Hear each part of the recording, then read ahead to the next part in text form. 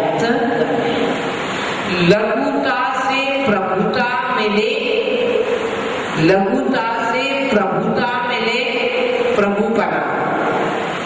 लघुता प्रभुता नहीं प्रभु, लघुता से प्रभु मिले, प्रभुता से प्रभु। तो प्रभुता में वर्चस्व, सत्ता। तो जब हमारे अंदर प्रभु का अहंकार जागृत होता है तब हम प्रभु से। तो इसी अमर संदेश को आचार्य भगवान मानतोगाचार्य ने दिया है कल, और आज ही उसी विषय को निरंतर बढ़ाते हुए आगे कह रहे हैं। सो मेरे साथ बोलिए एक बार, सो हम तथापि तव भक्ति वशान मुनीश कर्तुं स्तवं विगत शक्तिरपि प्रवृत्तः प्रीत्यात्म वीर्यमविचार्य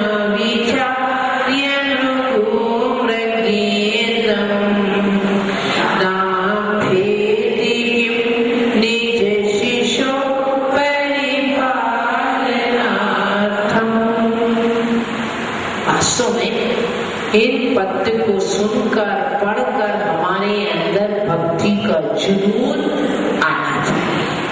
तो इसका पहले शब्दार्थ, तो भी अहम मैं, सह वह, शक्ति शक्ति, विगत रहित होकर, अपि भी, तव तुम्हारी, स्तुति कर्तुम करने के लिए, भक्ति वशात भक्ति के बस, प्रवृत्तः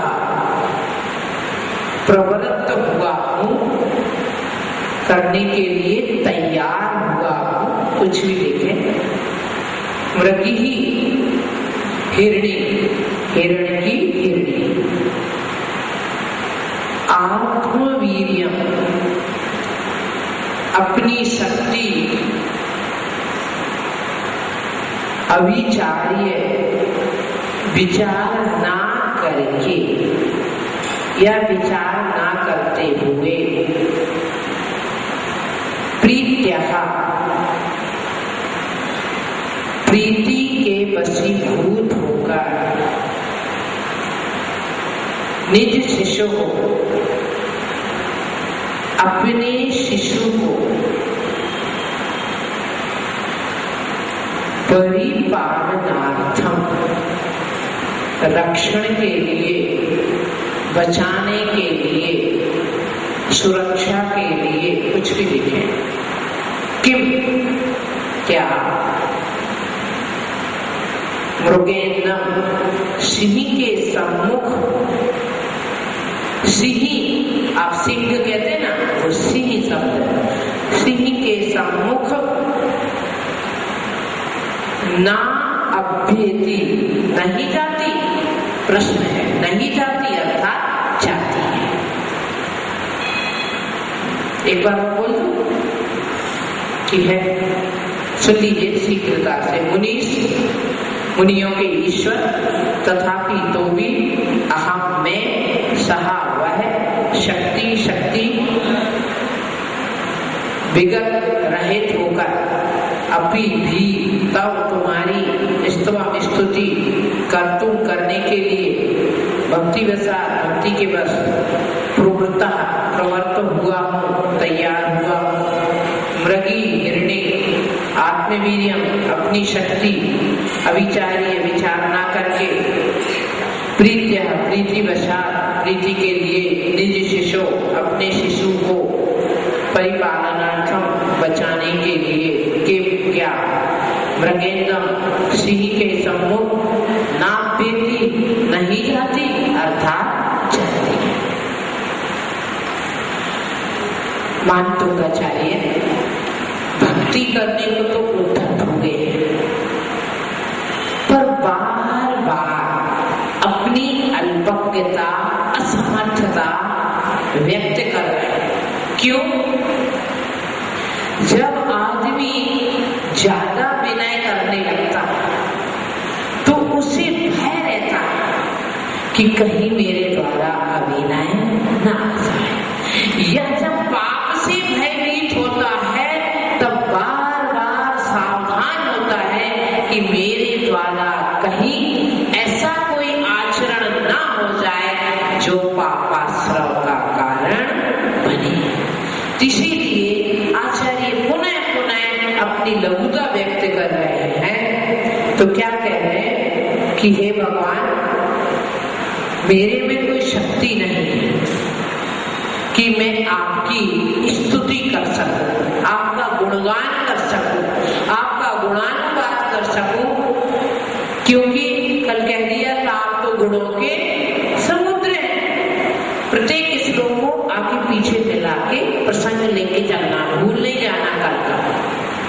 तो भगवान आप तो गुणों के समूह कल कह दिया, तो वे कह रहे कि अब मेरे में वह शक्ति नहीं है कि मैं आपके गुणों का वर्णन करते हुए भक्ति करूं। फिर भी मन नहीं मान रहा है, क्योंकि भक्ति में आदमी कुछ भी बोलना चाहता है, चाहे बोलने की कला हो या ना। आपने देखा होगा जब मंदिर में पूजन वगैरह चलते हैं विधान, कुछ लोग तो नृत्य कला में होशियार होते हैं, कुछ नहीं भी होते तो बेचारे ऐसे ऐसे हाथ करने लगते ना। वो क्या है? भक्ति में वो कुछ भी करना, वो नहीं देख रहा कि मेरे को भक्ति करना, नृत्य करना नहीं आ रहा है, लोग हंसेंगे, मेरा तो कोई एक्शन नहीं है, कोई स्टेप नहीं है, नहीं, वो तो कर रहा। ऐसे ही आचार्य यही व्यक्त कर रहे हैं कि मेरे अंदर भक्ति की कला नहीं, जबकि भक्ति में कितने पारंगत हैं कि इस भक्ति के द्वारा कितना बड़ा अतिशय व्यक्त करेंगे, फिर भी वह अपने को सामान्य बालक वत बार बार अपनी अल्पज्ञता व्यक्त कर रहे हैं कि हे भगवान, मेरे में सामर्थ्य नहीं है, फिर भी भक्ति के बस आपकी स्तुति करने के लिए मैं तैयार हूँ। यह भक्ति करने का मैंने मन बनाया, भक्ति करने का मैंने पुरुषार्थ किया है। कैसे? ये तो दृष्टांत दे रहा है। जैसे हिरणी कैसी होती है? मांसाहारी शाकाहारी? शाकाहारी है ना। तो शाकाहारी होती है और बड़ी नाजुक होती है, हमेशा भयभीत रहती है, जरा सा आहट हुआ कि उसके कान हिलने लगते हैं। वो अपने आप में कमजोर है और शेर बलशाली है, जंगल का राजा है।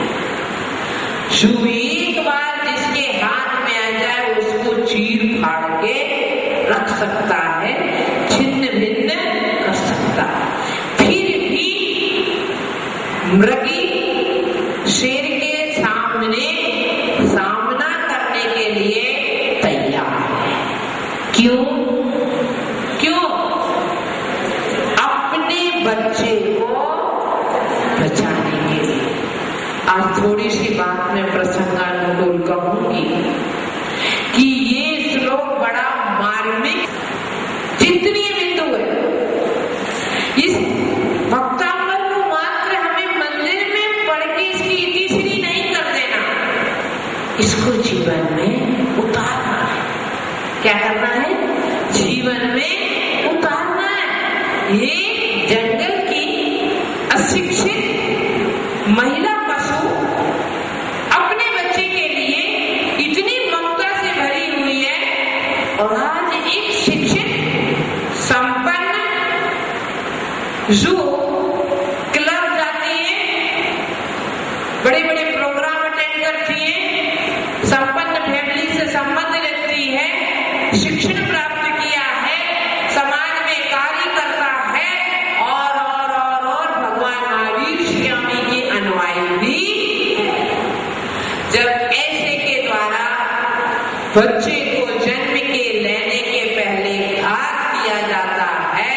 तो इस श्लोक को रट लीजिए कि मैं भी अपने बच्चे, आपको अपने बच्चे की रक्षा के लिए संघर्ष करने नहीं जाना है। सिर्फ आपको ममता जो आपकी मर गई है, सूख गई है। अभी बरसात नहीं हो रही थी, लोग घबरा रहे थे, आनंद भी महसूस कर रहे कि बरसात आ गई। बाहर का सूखा उतना हानिकारक नहीं है जितना ममता की नदी सूख गई है और ये परिस्थितियां आई हैं। तो इस श्लोक से बहुत कुछ सीखें। तो जैसे हिरणी अपने बच्चे की रक्षा, बलशाली जंगल का राजा, वन का राजा जो सूरवीर है, पशुओं में सबसे बलशाली है, उसका सामना करने को तैयार है। वैसे ही मैं भी अपनी शक्ति को विचार ना करते हुए आपकी भक्ति और स्तुति के लिए तैयार। लिख लीजिए भावार्थ। ओम ह्रीम आज हम ऐसे रिद्धिधारी मुनि महाराज, ऐसे रिद्धिधारी मुनि महाराज जिन्हें असंख्यात योजन की बात स्पष्ट हो जाती है,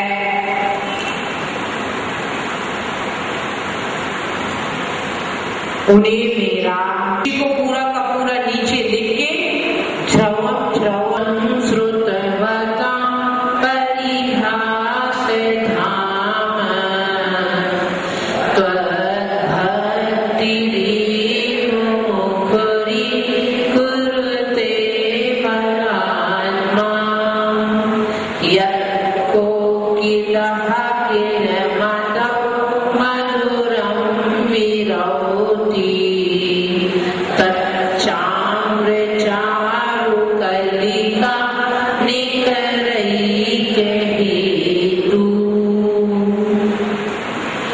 विद्या प्राप्ति काव्य है। इसके द्वारा विद्या की प्राप्ति होती है। शब्दार्थ विद्या सरस्वती। वैसे आप सभी यहाँ लक्ष्मी के उपासक बैठे हैं, है ना? लक्ष्मी को उपासक हैं आप सब लोग। तो सुबह से शाम तक लक्ष्मी की आराधना करते हैं, पर याद रखना लक्ष्मी आपको हितकारी कब हो सकती है? जब सरस्वती साथ हो, वरना ये लक्ष्मी आपको पतन के गर्त में गिरा देगी। इसीलिए आप सरस्वती की आराधना करें जिंदगी में कुछ समय निकालकर। ये बात सच है कि लक्ष्मी के बगैर काम नहीं चलता, है ना? पर याद रखना सरस्वती के बगैर लक्ष्मी का उपयोग भी नहीं, सही नहीं हो पाता। अल्पश्रुत, अल्प ज्ञान वाले, श्रुतावत श्रुतवता विद्वानों की, श्रुतवता विद्वानों की परिहास धाम, परिहास धाम, हंसी का पात्र,